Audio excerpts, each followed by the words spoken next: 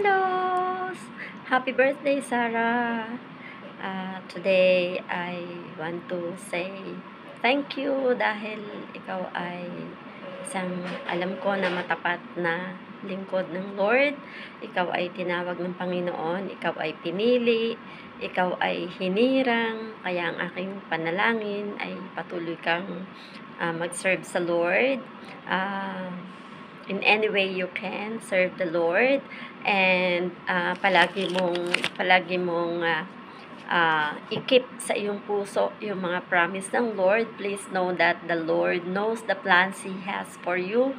It is plans to prosper you and not to harm you. So palagi mong i-keep yung faith mo. Talagang I know you kung gaano ka ka-faithful sa Lord, and also during that time na magkasama tayo, thank you for being open and being teachable. So, until now naman, nakikita ko yun sa'yo. At kahit na hindi na kita kasama or hindi ka na namin kasama dito, ikaw ay palaging kasama sa aking panalangin. At hindi ka namin nakakalimutan dito sa Bangkok.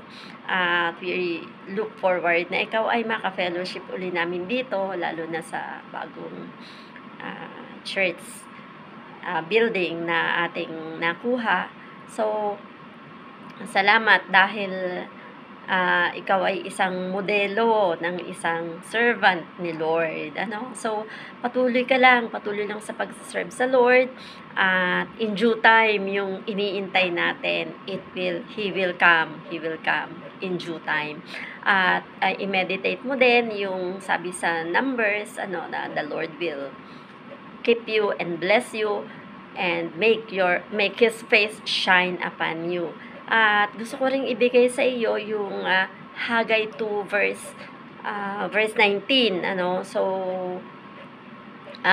i-meditate mo yung Haggai 2:19. Hindi ko na sasabihin ang laman, so ikaw na lang ang mag-meditate noon, and ang Lord na ang mag-deal sa iyo kung ano yung sinasabi ng Panginoon sa iyo. So, happy birthday! I love you always, and God bless you. Take care of yourself always. Bye. God bless you.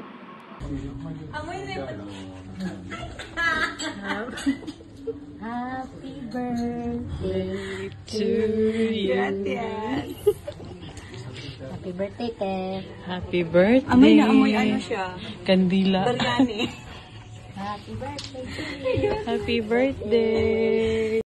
Ang unang video na pinanood nyo ay isang declaration at isang panalangin ng isang aking mentor at spiritual mother noong ako ay nasa Thailand. At grabe nga talaga ang Panginoon dahil ang aking panalangin every birthday ko ay isorpresa niya ako at i-amaze niya ako sa anumang kapamaraanan niya. At yun nga, yung mga panalangin ko na hindi pa tapos, hindi pa nababanggit ng aking mga labi, pinaplano pa lang, iniisip ko pa lamang, ay talagang ibinigay niya. Talagang yung abundance ngayong taon ay nag-uumapaw sa aking buhay. Salamat, Lord. Biryani Nepali. Daming order. Ay, tandoori! Hala, na-miss ko to. Tandoori. Silip man siya, buti na lang. I'll go for small. Lami. Wow, Tikman nice. natin. Wow. Me encanta. Ito. Parata na may cheese. Parata? Malaki yung sa kanila. Hala, in fairness, masarap yung food nila. Ha? Kaya may ang manok. Tapos may tandoori pala yun. Yung sibuyas, kainin nyo daw. No thanks. Gusto ko masibuyas, huwag lang hilawi. Una sa lahat, nagpapasalamat ako sa Panginoon at sa mga taong nasa paligid ko, pamilya ko, at mga kaibigan ko na nag-effort, nagbigay ng regalo, nagbigay ng promise verses sa Biblia, at salamat din sa inyong mga panalangin. Ang pinakaiintay ko talaga kapag birthday ko ay ang declaration nila na promise verses sa Biblia at ang panalangin nila. Pero hindi ko din sinasabi na ayaw ko sa mga material na regalo nila. Nagpapasalamat ako sa kanila at naisip nila at nagbigay sila ng effort para regaluhan ako. Thank you so much sa lahat ng nagbigay ng regalo and may God bless you abundantly. Tingnan mo kasi nga, madam-madam. Ay! Suot ko na ba? Oh, suotin mo. Uy! Madam, ganyan mga madam. Sino nag-isang to? Kasi fashionista ka. Tayo nagdagang dahon. Yan, kasi fashionista. Ay, gracias.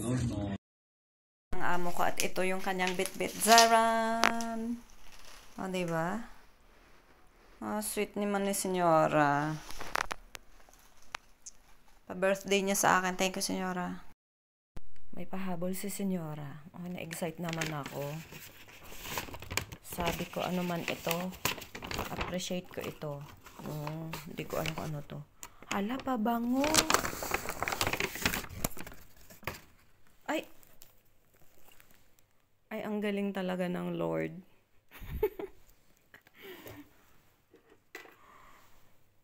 Ubus na ang pabango ko. Naghihingalo na. Kita nyo, guys. Ay, panalo talaga naman ang Lord. Iniisip ko pa. Bibili akong pabango.